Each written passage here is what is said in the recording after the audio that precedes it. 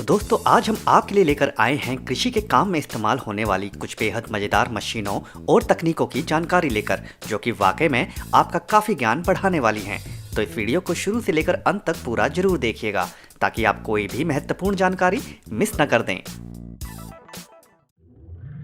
विवा स्टिका डिएंड्रिया grep wine बहुत से लोगों के द्वारा पसंद की जाती है, तो यहाँ उसके लिए सबसे उच्चतम कोटि के अंगूर के पौधों को तैयार किया जाता है, जिसके लिए इन सूख चुकी लताओं को खेतों से इकट्ठा किया जाता है, जिसके बाद इन्हें फैक्ट्री में पहुंचा दिया जाता है और एक खास मशीन की सहायता लेते हुए इन लंबी टहनियों को एक पूरा साबुत टहनी के रूप में साफ कर लिया जाता है। इसके पश्चात कारीगर इस लंबी टहनी को एक बराबर छोटे छोटे टुकड़ों में काटते जाते हैं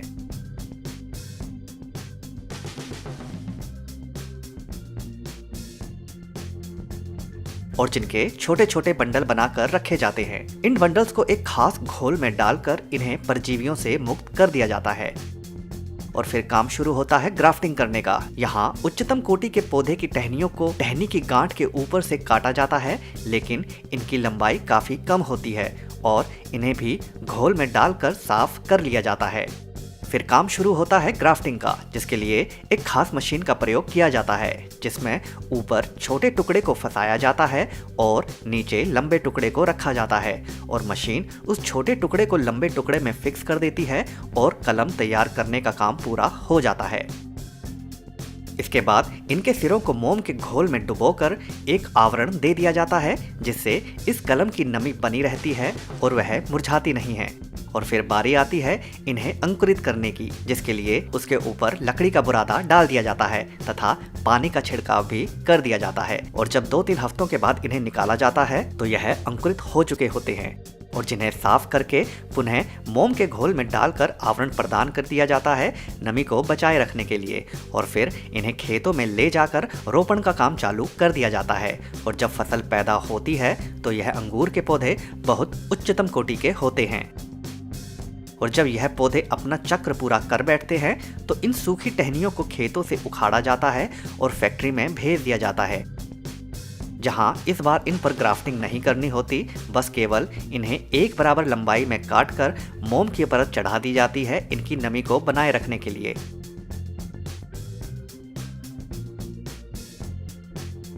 और फ्रीजर में डाल दिया जाता है और फसल लगाने के समय इस्तेमाल कर लिया जाता है। रियो फार्म मूली की खेती बहुत से देशों में बहुत अधिक मात्रा में की जाती है। इस मशीन को मूली की क्यारी के ऊपर चलाया जाता है, जिसके बाद इस मशीन के आगे लगा भाग मूली के पत्तों को जकड़ लेता है और मूली खुद ब खुद उखड़ती जाती है और मशीन के साथ ही फंस जाती है, जिन्हें मशीन के ऊपर खड़े किसानों तक पहुंचा दिया जाता है।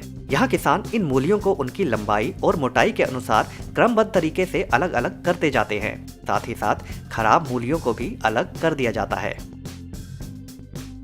यह मशीन मूली के ऊपर के पत्तों को काट देती है, लेकिन नीचे के पत्ते छोड़ देती है ताकि मूली बिना पत्ते के मुरझा न जाए। और इन पत्तों को मशीन के पीछे वाले भाग से खेतों में उड़ेला जाता रहता है। फीडर लीडर कॉर्पोरेशन खेतों से सूखी घास के बंडल को बनाने की आपने पहले अनेक मशीनें देखी होंगी, लेकिन यह मशीन उस बंडल को खोलने के काम में इस्तेमाल की जाती है। इस सूखी घास के बंडल के एक सिरे को इस मशीन के नीचे वाले भाग में फंसा दिया जाता है, जिसके बाद यह मशीन धीरे धीरे उस घास को बंडल से खोलकर पशुओं के लिए खाने के लिए बनाई गई जगह पर उड़ेलती जाती है। इस प्रकार की सूखी घास पशुओं को काफी पसंद आती है। अक्सर इस प्रकार के बंडल से सूखी घास को हाथों के द्वारा भी उड़ेला जा सकता है, लेकिन कई देशों में इस काम को करने के लिए भी लोग मौजूद नहीं होते और यह किसान आर्थिक दृष्टि से काफी संपन्न होते हैं, तो ऐसे में इस प्रकार की मशीन को खरीदने में बिल्कुल भी संकोच नहीं करते, जिससे इनका काम रुकता भी नहीं है और मशीन के प्रयोग से काम करना आसान भी हो जाता है। रूपोटेनियास बादाम तोड़ने के लिए बनी यह विचित्र मशीन काम को कितना आसान कर सकती है, आप अभी देखने वाले हैं। बहुत सरल एवं विचित्र आकार वाली यह मशीन बादाम की खेती से जुड़े किसानों के लिए बहुत अधिक लाभदायक सिद्ध हो रही है। यह मशीन दरअसल कंपन की तकनीक पर काम करती है। इस मशीन को बादाम के खेतों में ले जाने के बाद इस मशीन के नीचे वाले भाग को बादाम के पेड़ के तने के पास ले जाया जाता है, जिसके बाद यह मशीन उस पेड़ के साथ पकड़ बनाती है और जोरदार कंपन करती है, जिसके कारण पेड़ पर तैयार हो चुके बादाम इस कंपन के कारण टहनियों से छूटते जाते हैं और इस मशीन के ऊपर गिरते जाते हैं। इस मशीन का आकार ऐसा होता है कि बादाम के गिरने पर वे इस मशीन के अंदर ही एकत्रित होते जाते हैं। इस मशीन में नीचे लगी कन्वेयर बेल्ट बादाम को इकट्ठा कर करके मशीन के पीछे वाले बड़े भाग में उड़ेलती जाती है और इस प्रकार पेड़ से बादाम तोड़ने का यह काम इस मशीन की मदद से निपटा लिया जाता है। Reaper head.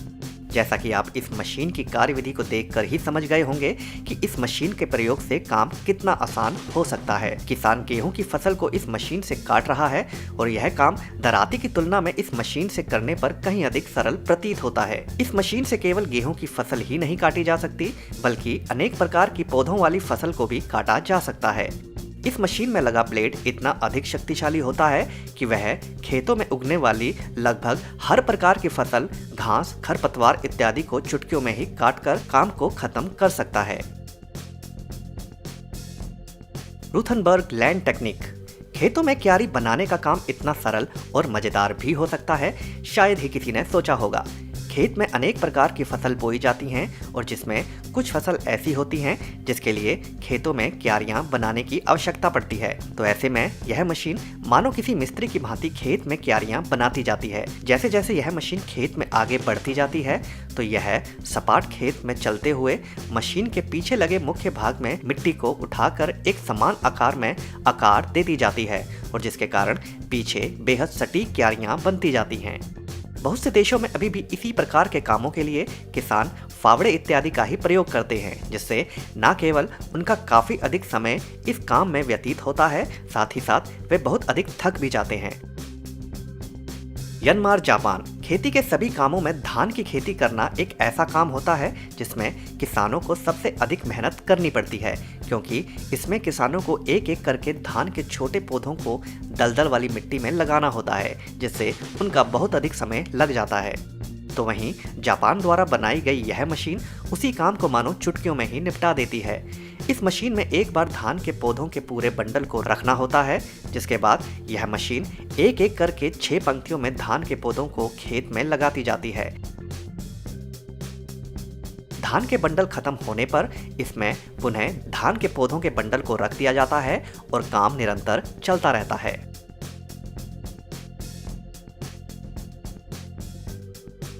एग्रो मिलोरा ग्रुप। इस जबरदस्त मशीन को संतरों के बगीचे से संतरों को तोड़ने के काम में इस्तेमाल किया जाता है। अक्सर दूसरे फलों की अपेक्षा संतरों को पौधों से तोड़ने के लिए अधिक बल की आवश्यकता होती है, क्योंकि वह टहनी से अधिक जटिलता के साथ लगे होते हैं। तो ऐसे में इस मशीन को भी उसी तरह से तैयार किया गया है कि वह फलों को कोई नुकसान पहुंचाए बिना उन्हें तोड़ सके। इस मशीन के अंदर वाले भाग में छोटे छोटे गोल गोल पाइप्स लगे होते हैं और निरंतर कंपन करते रहते हैं। जैसे ही यह मशीन उस संतरे के पौधे के ऊपर से गुजरती है तो यह मशीन उस पौधे को जबरदस्त तरीके से झकझोर देती है, जिससे संतरे टहनियों से झड़ जाते हैं।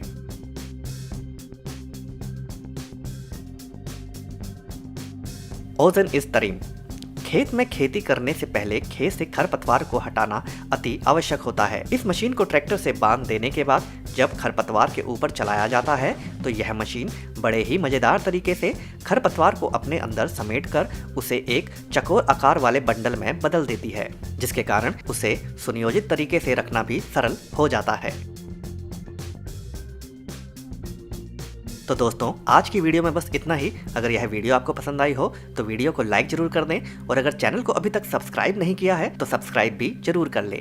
धन्यवाद।